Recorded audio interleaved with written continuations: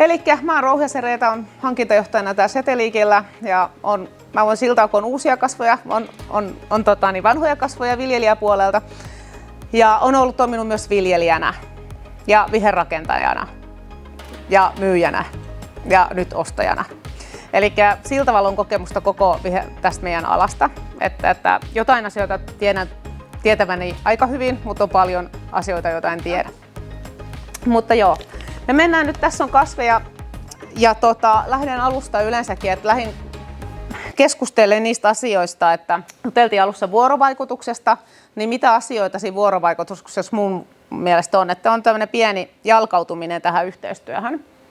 Eli yleensäkin, että se on seurakunta, kaupunkikunta, siellä voisi olla viherrakentaja, mikä vaan tämmöinen erillinen ei-viljelijä toimija ja viljelijän välinen yhteistyö. Ne on ensisijaisia, ne on tosi tärkeitä. Mä ymmärrän, tai tiedetään kaikki, että menee kilpailutuksen kautta ja siitäkin meille vähän juteltiin, että mitä se kilpailutus on ja mitä se tarkoittaa ja mitkä ne kilpailutuksen kriteerit on. Niin niitäkin, että ymmärretään yhdessä, että mitä se tarkoittaa, jos on vaikka tilanne, että edullisin hinta ja millaisilla kriteereillä niitä sitten on. Että niistäkin keskusteltiin eilen. Palaute, eli se yhteistyössä kuuluu palaute ja sitten mä tarkoitan palautteella myös ihan meillekin asti. Et se on sillä tavalla, että meidän myyjät käy aktiivisesti viljelijän luona, he varmaan kuuleekin, mutta mä en tiedä, varmasti viljelijätkin saa palautetta teiltä. Mä tiedän, miten, se on mulle ihan vieras, että miten sieltä kaupungista menee se palaute eteenpäin, että tehdäänkö yhdessä katselukierroksia niistä tuotteista tai että varsinkin se ei-toimivuus. Ja negatiivinen palaute on tavallaan, se on ärsyttävää, se masentaa, mutta se on se, millä me pystytään kehittämään näitä, että sitä ei saisi pelätä antaa. Että jolle joku toimii, niin mietitään yhdessä, että se ei välttämättä ole sen viljelijän syy tai taimen toimittajan syy, vaan se on se, että nyt se ei vaan sovellu siihen, että etsitään joku toinen vaihtoehto, mikä sitten voisi olla parempi. Kasvualusta ja hoitotoimet. Millaisilla tämmöisillä julkisilla paikoilla siellä yleensä arvotetaan erilaiset istutuspaikat eri arvoisiksi. Ja se yleensä voidaan jopa budjetoida, eli on, että eri alueilla ollaan valmiit käyttää enemmän rahaa.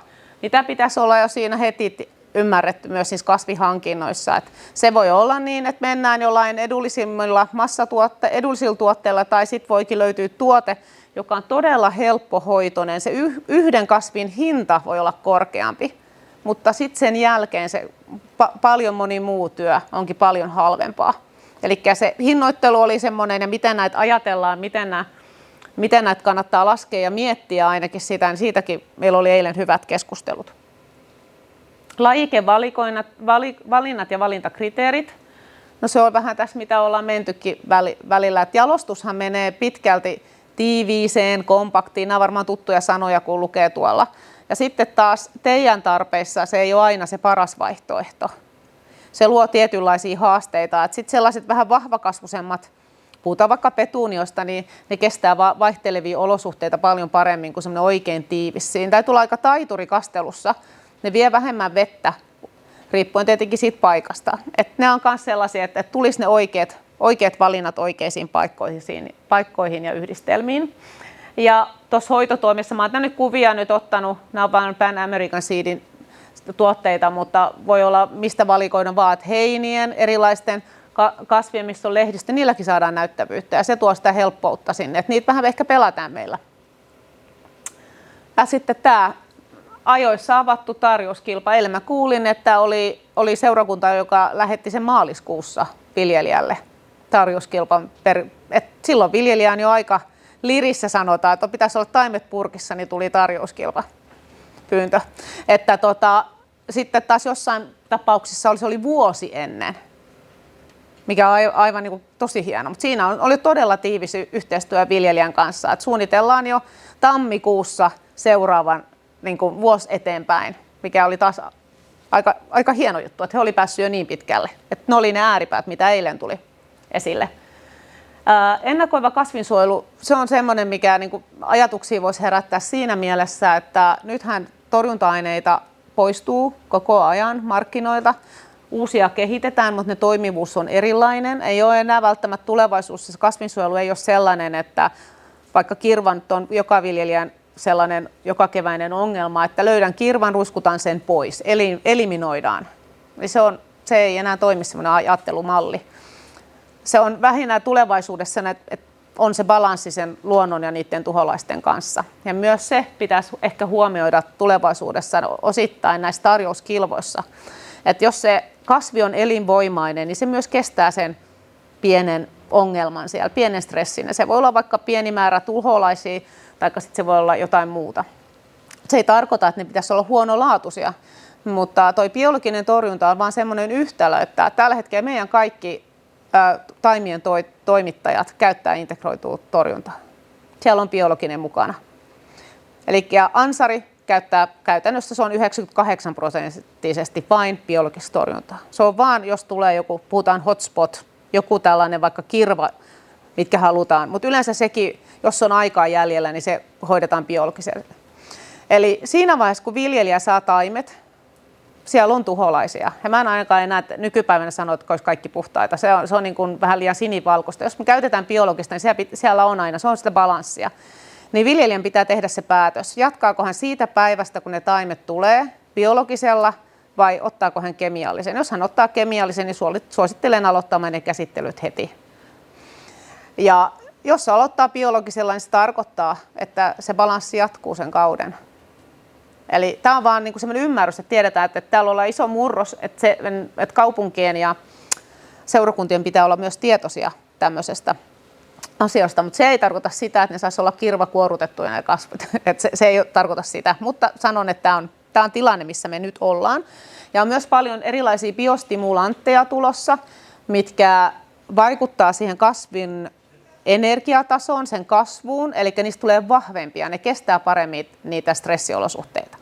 Ja siitä meillä on tämmöinen, mitä me ollaan nyt tehty isompi testi tuolla Ansarilla, on EcoShield. Siitä me ollaan juteltu jo viime vuonna Lepalla, mutta meillä ei ollut vielä kauheasti kokemusta. Ja nyt meidän näytemaan kasvit on daaliat, mitkä on meidän kaikkein haastavimmat ollut. Niihin yleensä tulee aina härmä.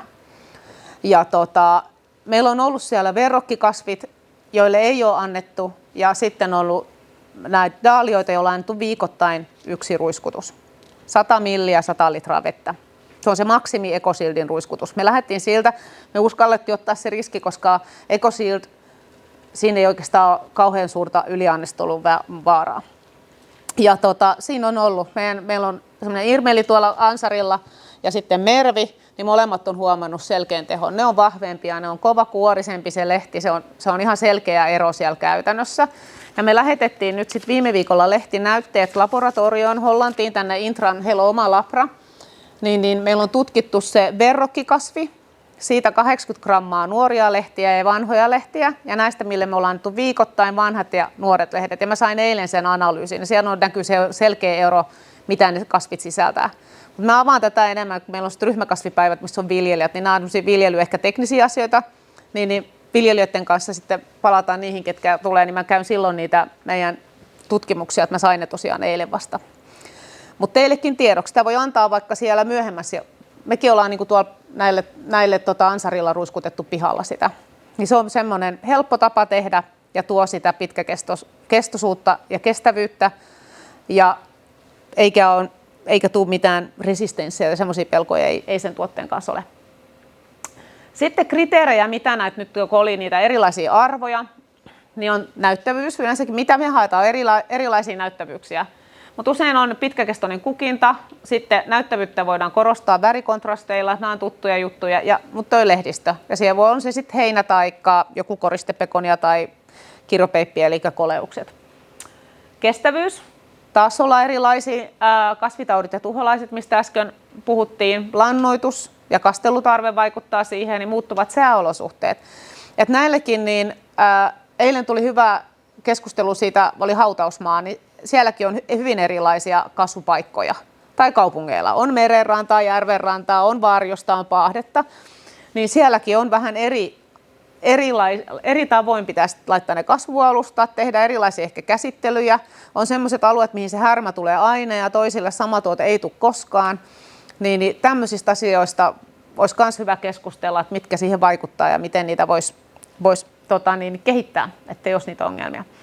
Helppohoitoisuus, kukkien poisto. Nykyjalostuksella mennään siitäkin koko ajan eteenpäin, että vähemmän on putsattavaa.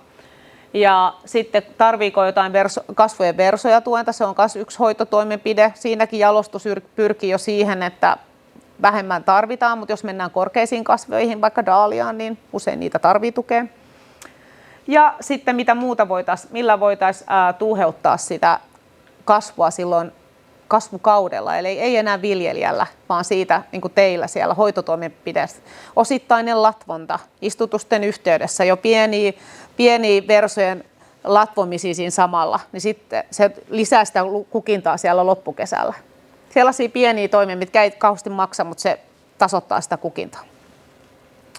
Sitten on kasviesimerkkejä. Otettiin tällaisia, mitä nyt paljon käytetään, ja nyt mennään tämmöisiin tunnettujen kanssa. Jotain mä sinne olen lisännyt muitakin. No, Mukula pekonioissa non-stop ja non-stop mokkana on ollut vuosia ja edelleenkin hyvin käytettyjä Mukula pekonioita.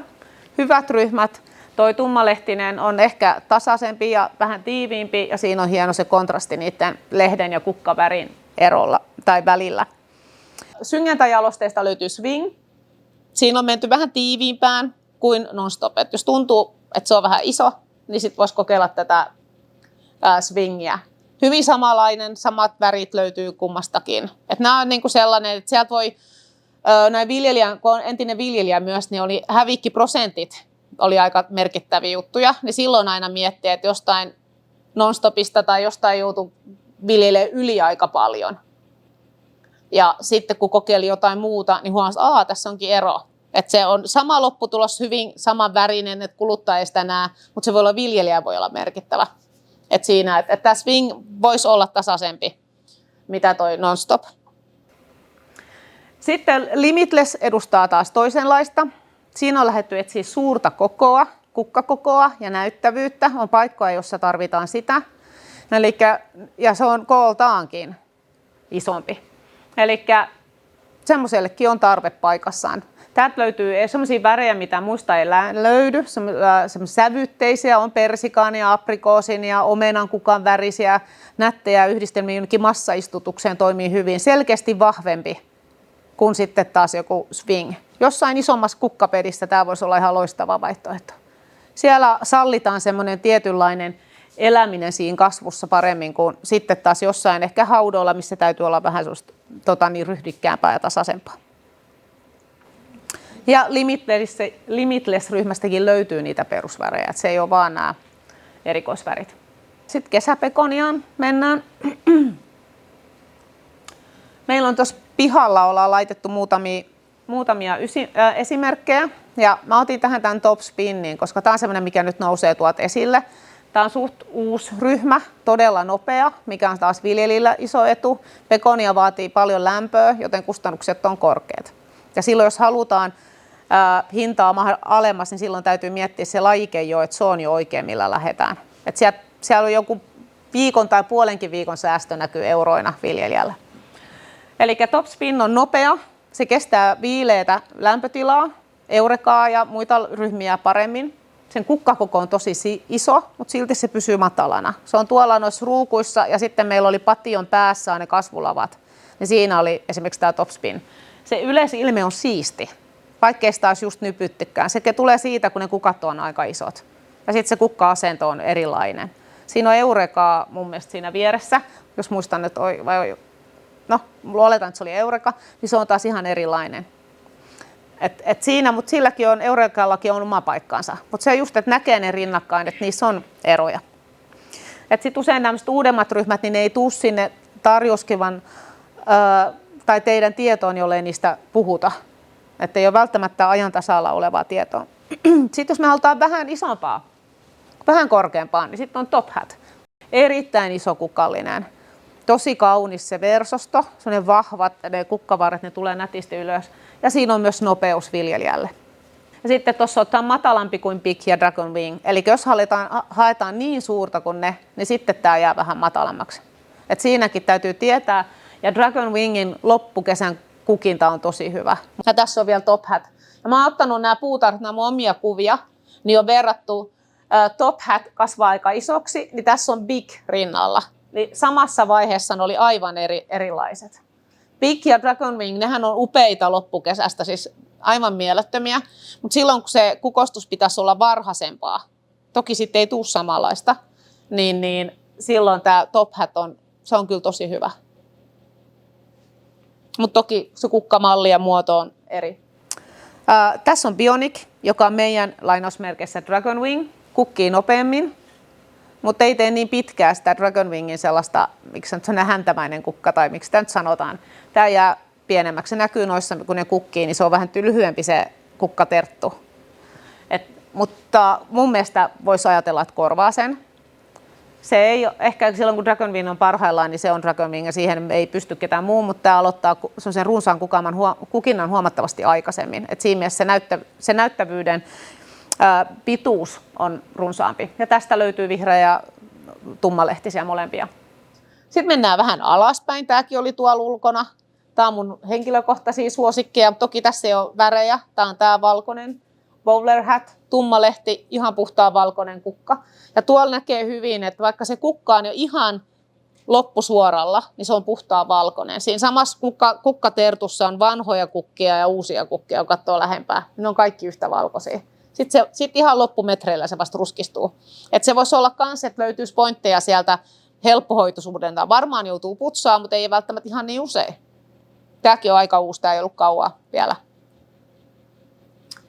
Sitten mennään tänne Florencioon. No se on nyt pikkuhiljaa, viljelijät on oppinut, että se on tosi nopea. Sitä ei kannata ottaa 10 viikkoa ennen, eli se on paljon nopeampi. Ja se alkaa kukinnaltaan, että alussa mä näin sellaisia, että oli hyvin kaljuu sieltä alta, että oli päässyt venyä, että oletettiin, että ei pekonia voi olla niin nopea. Että oli turhan pitkä viljelyaika. Mä luulen, että se on nyt jo otettu aika hyvin haltuun. Ja sehän voidaan alussa aika tiivisti viljellä, se kasvaa silloin ylös ja sitten kun sillä antaa tilaa, niin se lähtee kasvaa sitä leveyttä. Tässä on hyvä väriskaala, niitä on tuolla eri ja helppohoitoinen, uusia sen kukintaansa, jos tulee vettä sataa kovin, niin se on hetken aikaa ja sitten tulee taas uutta. Jos käy niin, että versoja katkee, niin se tekee sitä uutta versoa sieltä aika tyveltä aika tehokkaasti. Jos se on vaan terve, eikä siinä ole mitään muuta. Mutta se on myös, että se uusiutumiskyky on tällä hyvä. Ja tässä on se väripaletti. Siellä on valkoinen ja Apple Blossom. Toi valkoinen oli aikaisemmin melkein tuonne Apple Blossomin värinen. Mutta sitten sieltä Apple Blossomista löytyi valkoisempi ja siitä on saatu jalostettua. Ja sitten on lähdettykin nyt jo korostaa sitä omenankukan taustan. Siellähän on se terälehden niin kuin tausta on sellainen punertava. Ja näihin vaikuttaa maan pH, olosuhteet, näihin Apple Blossomin kuin intensiivisen roosa siitä tulee, niin kuin muihinkin pekoneihin. Se voi olla pH tai sitten vaan kasvuolosuhteet, lannoitteiden määrät. Et niissä voi tämmöisissä kaksivärityyppisissä niin olla vähän eroja. Ja tässä on hautakuvia otettu vähän malliksi, mistä ne olisi näyttänyt.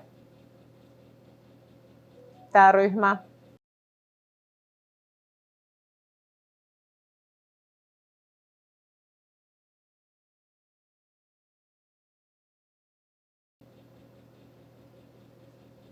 Ja tässä näkee, tämä on vanha kuva, tämä omenankukka. Se on nykyään, minusta se omenankukka oli viime vuonna, kun mä näin, niin siitä vielä tulee voimakkaammin se punaisempi. Tämä on varmaan silloin, kun eka kertaa erotettiin tätä valkoista vaaleanpunasta, mutta nykyään se ero on suurempi. Nyt on keltainen. Sekin on tosi hyvä tummia kiviä vasten, tuonne vaaleankeltainen.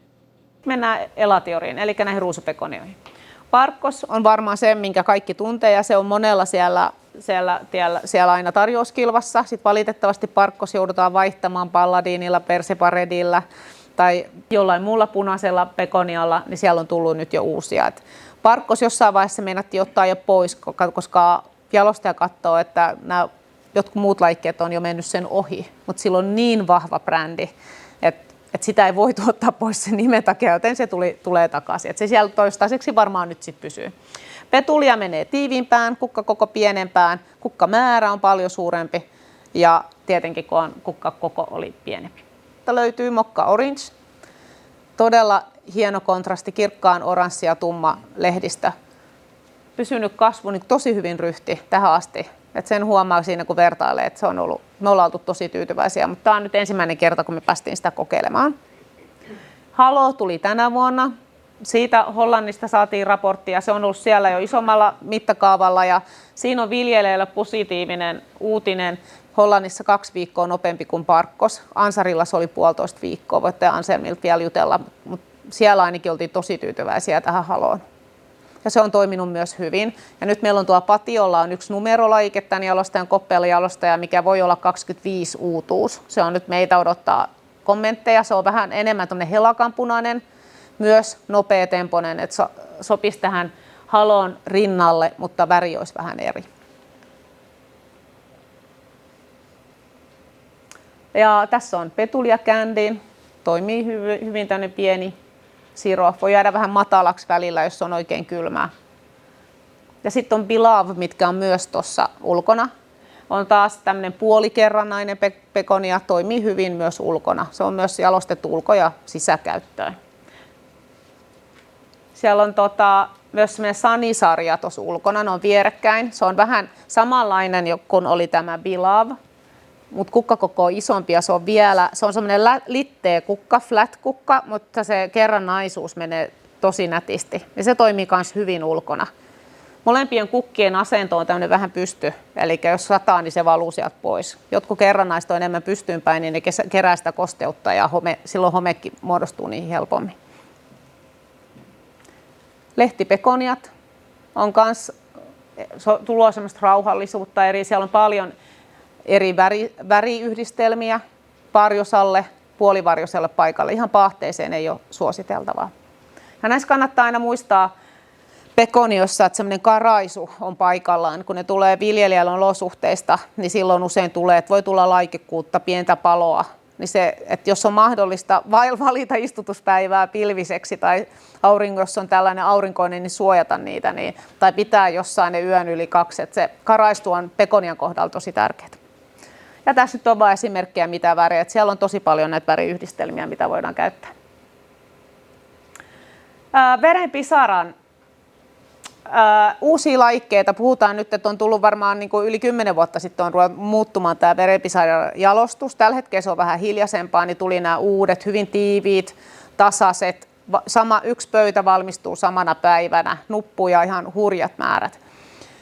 Ne on viljelyllisesti aivan loistavia, pystytään helposti aikatauluttamaan niiden myyntiaikaan. Voidaan ihan nuppusesta aloittaa myyntiä, kun ne on niin nättejä. Silloin mä itse aina ajattelen, että onko niistä tarpeeksi voimaa siellä tällaisissa hautausmaa, mutta eniten näitä käyttää. Niin tämä on sellainen, mitä mä kaipaan, koska nyt jalostajatkin kysyvät, että hei, että mikä on se tarve. Mä sanoin, no jalostakaa vaikka verenpisarasta parempi versio, koska se on ihan mahtava loppukesästä, mutta se on viljelijälle niin haastava. Mutta en usko, että heti ottavat minun ideaa. Mutta tässä on nyt näitä esimerkkejä, mistä mä kaipaisin sitä palautetta. Sama Melody, Red Blue ja Carmine White on tuolta alhaalta ja sitten Polar on tämmöinen omenankukan värinen. Ja nyt on nämä, me otettiin taimet-luetteloon, on uudet Bella-sarjasta Camilla ja Ella.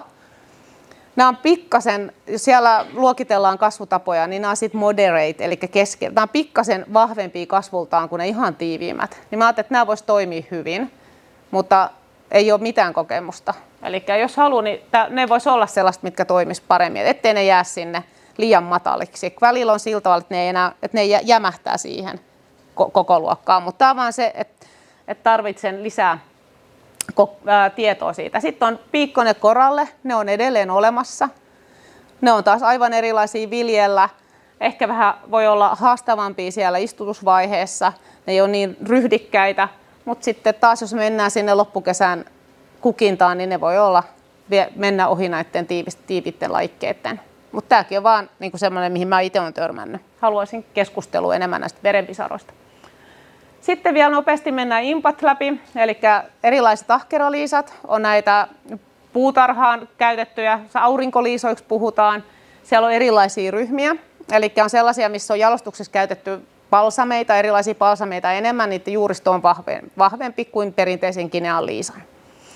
Kun mennään näihin ryhmiin, niin Sun Patience on varmaan näistä yksi tunnetuimpia, ja siellä on kompakti ja Vigorose, tämmöinen vahvakasvuinen. Siellä on selkeä korkeusero.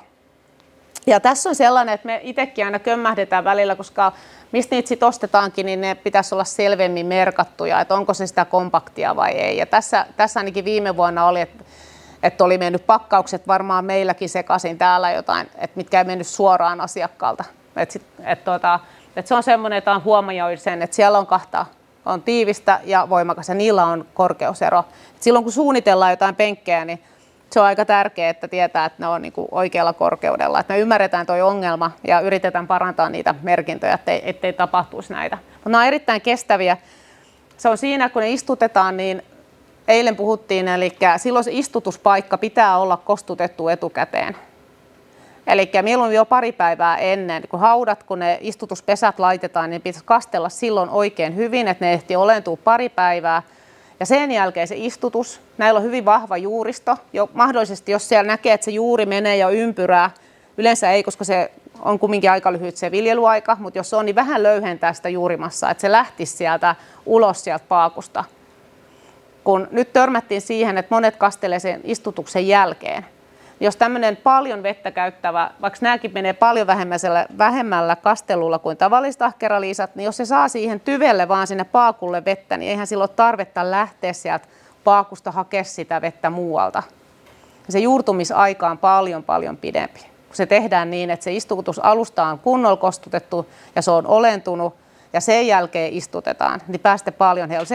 Ja sitten vielä kun löyhää sen juuripaakun, niin ei tarkoita, että te revitte sen rikki, mutta sellainen pieni, niin sitten ne lähtee haarautumaan ne juuret ja ne juurtuu siihen. Ja silloin te hyödytte. Muuten siinä voi olla niitä ongelmia, että se nuupahtaa sinne ja sitten ihmetellään, että mitä sillä tapahtuu. Sitten on ihan perinteiset sateenkaaripalsamit. Nekin on ihan hyviä, ne on vaan ehkä ei ole niin helppoja juuristoltaan. Eivätkä kestä niin voimakasta auringonpahdetta. Calliope Landscape tuolla esillä. Mun mielestä paras pelargoni, monikäyttöisin, yksinkertainen, varistaa roskaa kyllä, mutta kukkii koko ajan ihan mielettömiä määriä. Et voidaan käyttää myös maassa. Tosi vähän käytetään näkymissä, mutta varmaan kaupungeille ja hyvinkin tuttu laike, että ihan todella hyvä kukkia. Toinen vaihtoehto on eri Calliopet, siellä on M ja L, eri kasvukoot ja niistäkin löytyy meillä nyt. Mä otin tonne vaan tänä vuonna päävärejä, jotta voidaan vertailla niihin muihin pelargoneihin. Ja siellä on aika paljon punaisia sävyjä, että ihan sitä varten otettu, että voidaan sitten vähän katsoa, että millä tavoin ne eri punaiset kasvaa. Tämä on poikkeus kaikista pelargoneista. Ainoa tämmöinen hyvin voimakkaasti generatiivinen, eli tuottaa heti nuppua. Se alkaa ne nupun tuotto heti pistokasvaiheesta asti. Se vaikuttaa lisenssin suuruuteen, eli siitä emokasvesta saadaan vähemmän pistokkaita. Niin se on sen takia, mutta se halutaan pitää, koska tämä ei pidä minkäänlaista kukitapauksia. Ei kyllä noi Calliopet ja Landscapeitkään, mutta tässä on koko ajan kukkaa ja nuppua. Ja se on ihan erityyppinen ja aika tiiviskasvuinen sitten myös. Tämä voisi olla hyvä kanssa käyttää. Se pysyy aika matalana, niin kuin tuolla meilläkin näkyy. Sitten tuolla on, ei meillä ole kuin tämä yksi Mojaven Purple tuolla pihalla. Tämä on semmoinen, mitä Suomessa kauhean vähän käytetään. Ainakin mitä itse törmään, mutta tämä on minusta on niin todella hieno. Viime vuonna meillä oli ne kaikki värit. Ja tämä purplekin, vaikka siinä on itse asiassa tuo kukka jo tippunut, mutta se pysyy semmoisen ihan tumman violettina. Se on silti tosi hieno. Että tuossa välillä joutuu katsoa oikein, että hei, eihän siellä ole yhtään kukkaa enää. Että siinä on vaan, se on ihan tumma violetti. Ja näitä pelätään, kun nämähän on aika hallanarkoja, mutta en mä tiedä, kun se oikein istuttaa vähän myöhemmin, niin ja tässäkin on nimenomaan tämmöiset kontrastivärit. Voisi olla johonkin paikkoihin musta oikein paikallaan. Sitten skeevoloita voisi käyttää hyvin maassa istutuksissa. Tossakin meillä on eroja niissä kasvuissa, niin mä oon tähän nyt laittanut suurdiivasta, tongesta, taffista, niin niistä kaikista löytyy semmoinen tiivis ja pallomainen laike.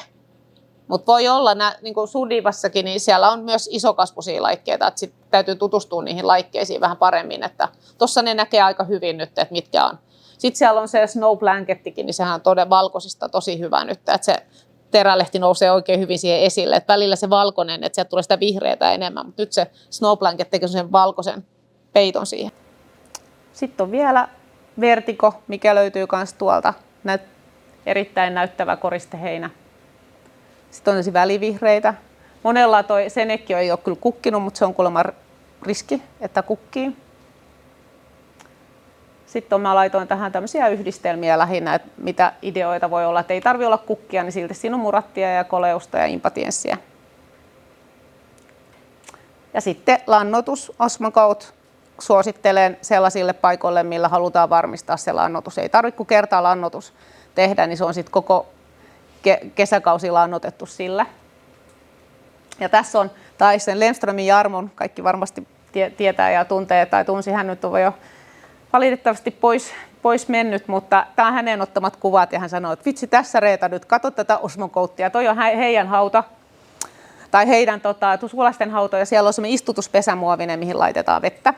Ja siellä on Osmocoatit ja sitten siellä oli kyllä terrakottemiakin, eli semmoinen aine, mikä sekoitetaan kasvualustaan ja se imee itsensä vettä. Ja se vähentää kasvelutarvetta ihan huomattavasti. Meillä on tuolla teltassa niitä malleja, sellaisia pieniä purkkeja, jos haluaa kokeilla.